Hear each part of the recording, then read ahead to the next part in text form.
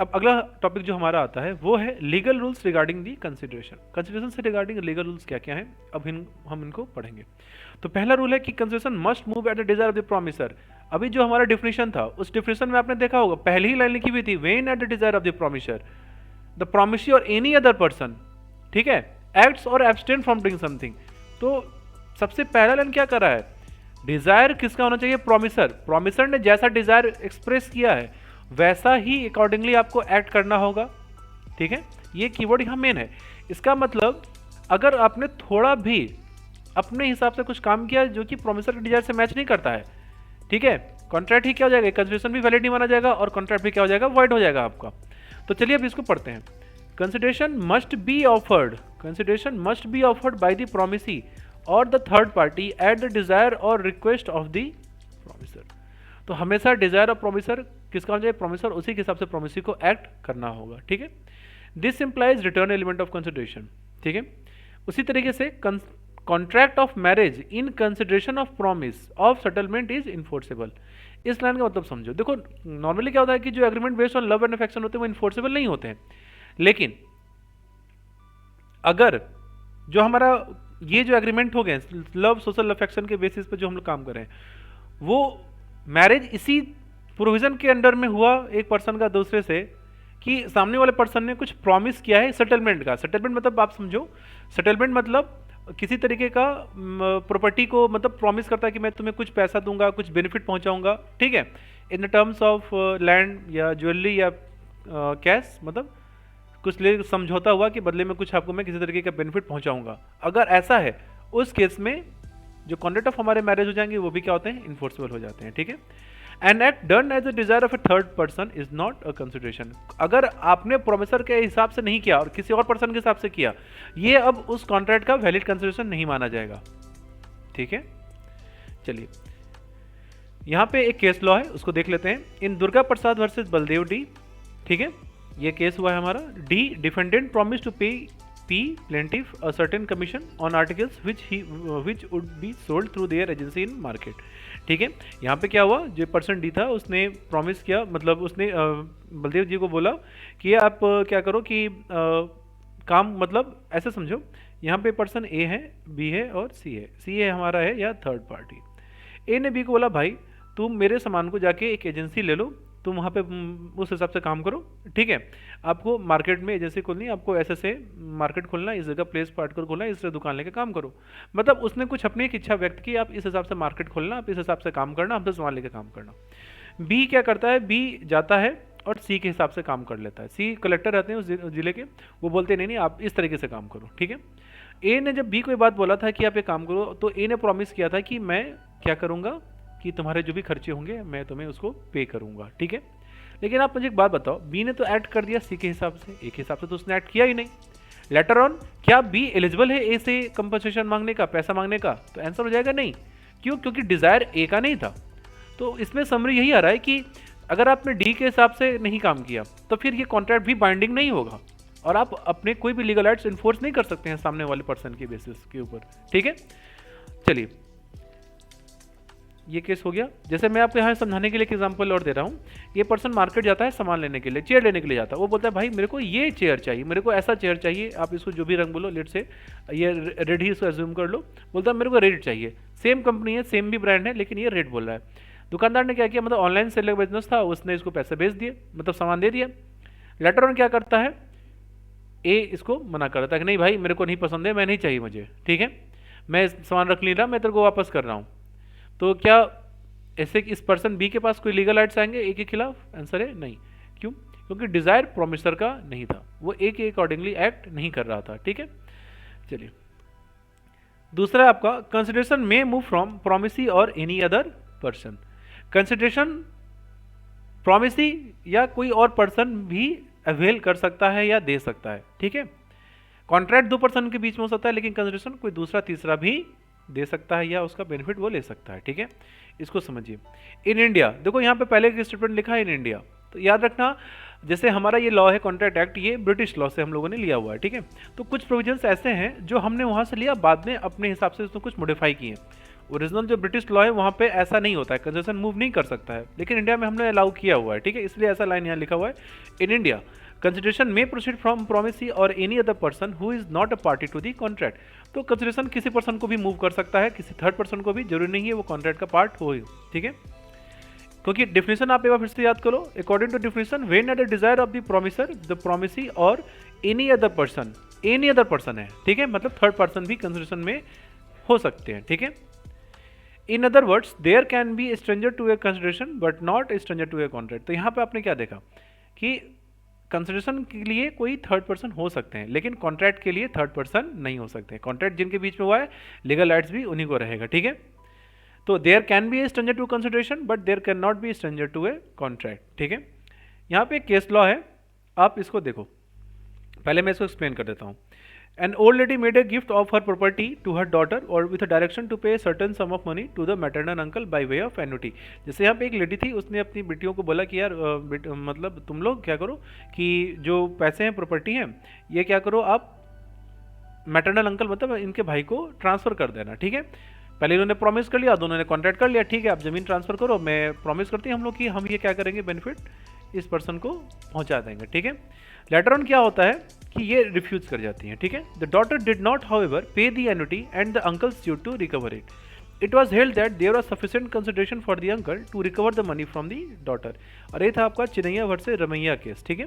यहाँ पे same case यही हुआ था कि यहाँ पे जब कंसिडरेशन क्या होता है उसका बेनिफिट आप क्या कर सकते हो, किसी थर्ड पर्सन को दे सकते हो।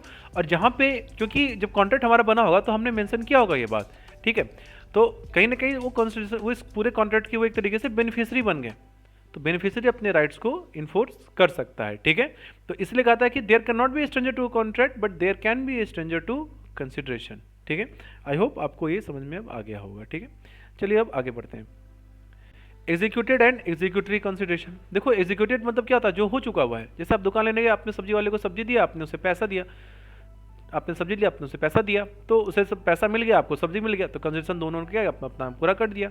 अब वही समझो आप मेरे पास क्लास करने के लिए आ रहे हो, आपने मेरे को क्या किया, पूरा फीस एक बार में एडवांस पे जमा कर दिया, लेकिन मैंने तो क्लास तो आपको पूरा दिया नहीं अभी, तो मेरे पार्ट में कंसेशन क्या है अभी बाकी है। तो जहाँ पे एग्जीक्यूटिव कंसिडरेशन वो होता है जहाँ पे एक पार्टी का कंसिडरेशन देना मतलब क्या अभी भी बाकी है, ठीक है। तो ये होता है आपका एग्जीक्यूटिव कंसिडरेशन, ठीक है। चौथा, consideration may be past present और फ्यूचर, ये मैंने आपको प्रीवियस स्लाइड में बता दिया। पांचवा पॉइंट है consideration need not to be adequate. देखो कंसिडरेशन मतलब जरूरी नहीं होता है कि जितना मैं दे रहा हूँ उतना आपको वैल्यू दो मेरी, ठीक है। जैसे मान के चलो मेरी घर थी, मेरा यहाँ मैं इंडिया में रह रहा था, ठीक है, मेरा अपना खुद का घर प्रॉपर्टी था, बाद में लेटर ऑन किया हुआ कि मेरी जॉब बाहर में कहीं लग गई, ठीक है। अब मैं यहाँ से बाहर शिफ्ट हो रहा हूँ, तो मैंने कुछ बाइक्स वगैरह खरीदे थे, मेरे पास कुछ सामान थे, मैं सोचता हूँ यार इसको जल्दी से बेच के हटाया जाए, मैं घर प्रॉपर्टी यहाँ से बेच के बाहर शिफ्ट हो जाऊँ। जब मैं मतलब ये इस घर की मार्केट वैल्यू की 6 लाख रुपए थी, 10 लाख रुपए थी, कुछ भी प्राइस आप समझो, लेकिन मेरे को इमीडिएट निकलना था, मुझे 3-4 दिन निकलना था, तो मेरे पास उतना टाइम नहीं था। तो मैंने बोला यार 6 लाख की प्रॉपर्टी मैं 1 लाख में, ये रूम 2 मंजिला है, मैं ये बेचने को तैयार हो गया हूँ, ठीक है। तो 6 लाख का चीज़ आपने क्या किया, 1 लाख में खरीद लिया, ठीक है। तो जरूरी नहीं है, मैंने आपको घर दे दिया वर्थ 6 लाख, लेकिन मुझे बदले में क्या मिला, 1 लाख रुपया। तो ये भी क्या लीगल है, ये भी इसको माना जाएगा सही है। कई बार क्या होता है कि ऐसे जब हम कोई काम करते हैं कानून के नज़र में वो एक तरीके का बस बैड बार्गेन होता है, ठीक है। It can be considered as a bad bargain of the party, तो ये चलता है। लेकिन कुछ इसमें एक्सेप्शन ये भी आते हैं देखने को, ठीक है। जैसे पहली बात, अगर मैं आपको 1 लाख रुपए में अगर अपने घर प्रॉपर्टी ट्रांसफर करने तैयार हो गया हूँ, वहाँ पे ऐसा नहीं होना चाहिए कि आपने मेरे किसी फैमिली मेंबर को उठा लिया, किडनैप कर लिया, आप मेरे को कोर्सन के थ्रू जमा करवा रहे हो। अगर वहाँ पे कोई हुआ ऐसा कि कोर्सन के थ्रू आपने किया हुआ है, तब फिर ये कंसिडरेशन लीगल नहीं माना जाएगा, कॉन्ट्रैक्ट भी क्या होगा, वाइड हो जाएगा, ठीक है। दूसरा केस हमारा क्या होता है कि लेट से कोई जिले का कोई मतलब नेता है, उन्होंने क्या किया कि सरकारी संपत्ति थी, करोड़ की थी, बहुत ही सस्ते दाम पे उसको क्या किया, बेच दिया, ठीक है। मतलब कम दाम पे समझ भी आता है, लेकिन एक्सट्रीमली शॉकिंग, मतलब 1 करोड़ का प्रॉपर्टी था, उसे मैंने 50,000 1 लाख में बेच दिया, ठीक है। तो जहाँ पे अगर ये शॉकिंगली लेस भी नहीं होना चाहिए, तब डाउट होना शुरू जाएगा, तब तो दाल में कुछ काला है। जैसे कई बार आपको केसेस कोर्ट में न्यूज़ में देखने को मिलता होगा कि सरकारी संपत्तियों को कौड़ियों के भाव में बेचे गए, कौड़ियों के दाम में बेचे गए, तो इन्वेस्टिगेशन चालू कर दिया गया, तो वहाँ पे ये एक्सेप्टेबल नहीं होता है, ठीक है।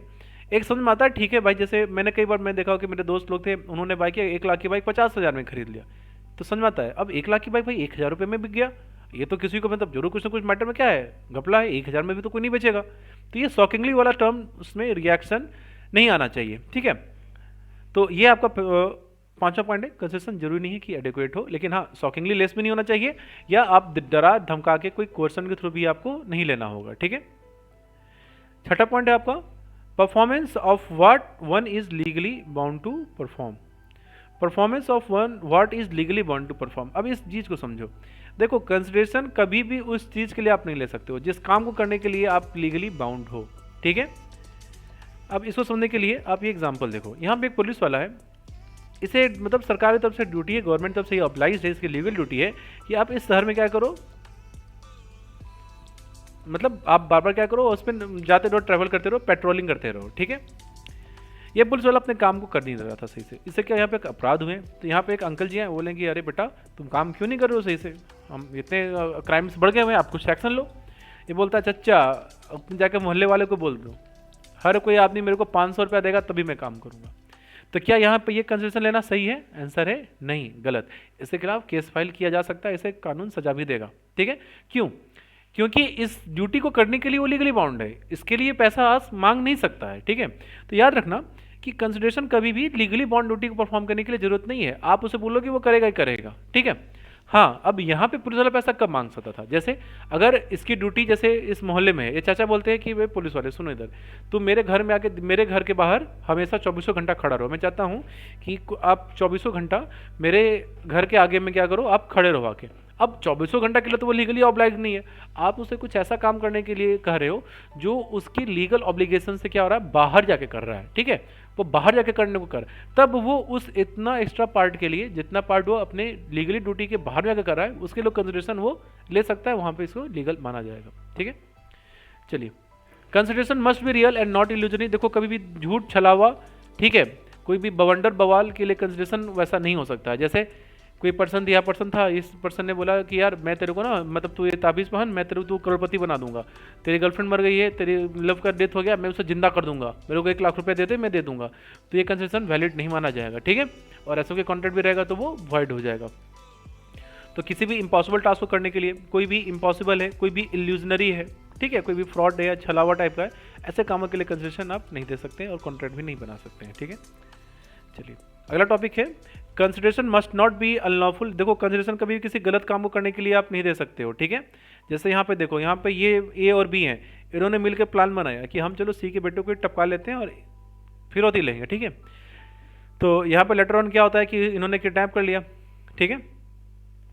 फिर ये लोग मतलब क्या कर रहे हैं, ये गलत काम के लिए कॉन्ट्रैक्ट हो गया, ठीक है। तो यहाँ पे क्या होगा, कोर्ट इनके खिलाफ कार्रवाई करेगा, एक्शन लेगा। तो कोई किसी को मारने पीटने के लिए, ठीक है, बम ब्लास्ट या कुछ भी है, ऐसा कोई काम करने के लिए, मतलब ये तो खैर कॉन्ट्रैक्ट ही इलीगल होगा और वाइड हो जाएगा और कानून के खिलाफ भी कार्रवाई करेगा।